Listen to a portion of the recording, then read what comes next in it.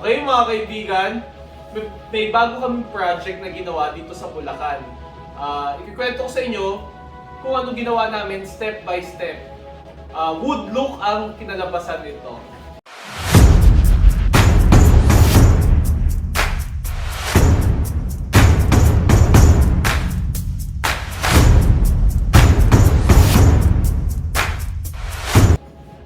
Okay, so nagsimula tayo. Ang sahig natin is concrete na medyo flat na. So maganda ang pagkaka-flat niya, maganda ang pagkakapuro niya ng konkreto. So ang kailangan lang natin dito is, kaya nyo din gawin ito sa bahay, is ang ginamit lang namin is polisher na may liha sa baba. So if nasa bahay lang kayo and mag-do-it-yourself kayo or kayo yung gagawin, hindi nyo naman kailangan ng mga mabibigat na machine. Dito ginamit lang namin ay polisher na may 36 na liha. So kayo, kung may mga sander kayo sa bahay o pwede nyo ding mano-mano sanding, 36 na bala lang ang gamit namin dito. So kayo din, 36 na liha ang gagamitin nyo. After nito, nag-primer kami ng manipis. Ang pagkaka-primer namin dito is manipis na latag lang. Okay?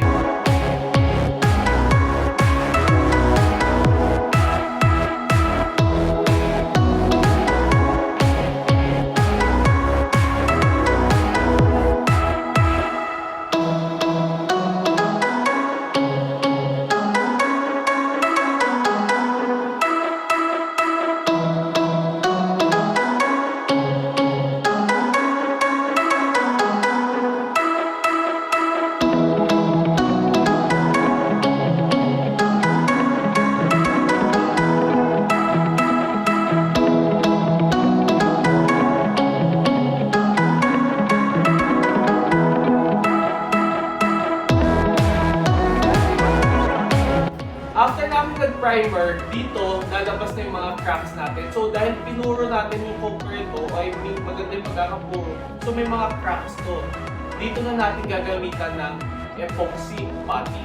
Ano ba yung epoxy putty? Epoxy putty, from my previous videos, makikita nyo din is self-leveling epoxy lang natin na hinaluan natin ng patching compound para mas lumakot siya. And ito na yung magsisilbi as epoxy putty. So, mamasilyahan natin yung mga cracks. Then, pagka natuyo ito, ready na tayong mag-mid coat.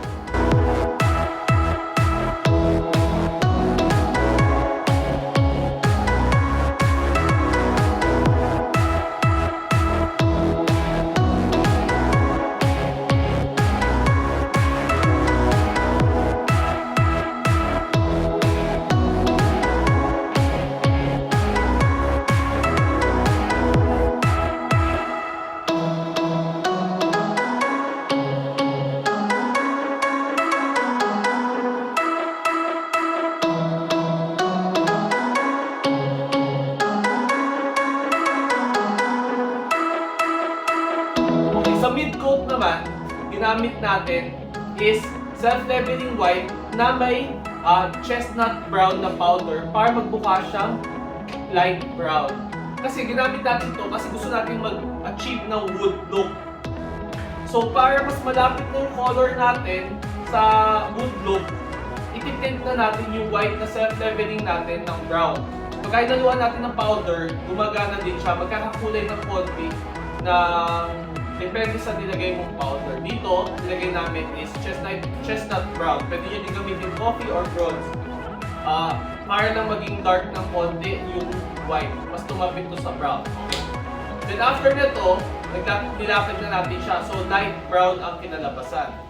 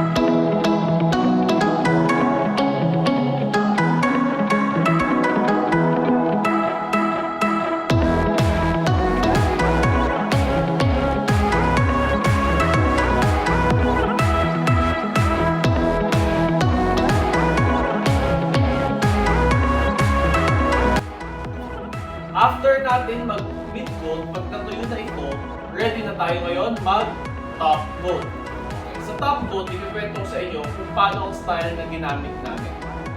Okay. So kumuha kami ng dalawang colors. Pwede nyo din tatlong colors basta nasa shades of brown. Ang pwede natin gamitin dito is bronze, coffee, tsaka chestnut brown. So either the two of those or gusto nyo yung tatlo mismo yung gamitin. Actually, minsan pwede din one color lang, pero sinasuggest namin para may depth yung mga color nyo is 2 or more.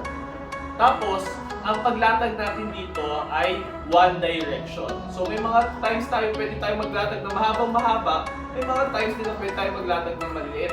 Basta mas maganda, may mahaba, may maliit, madaming mahaba, madaming maliit, ganun lang.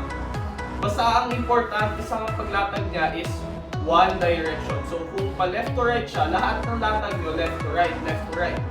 Para pagka nag-roller tayo, left to right din. Same direction kung ano yung gagawin natin, kung ano yung nilatag natin.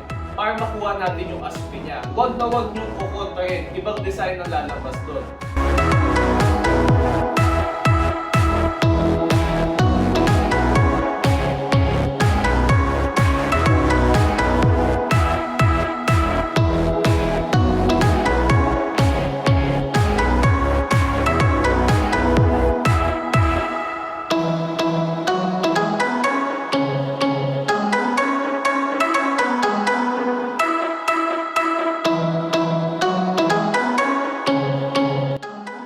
Para sa mga wood look, same direction ng buhos.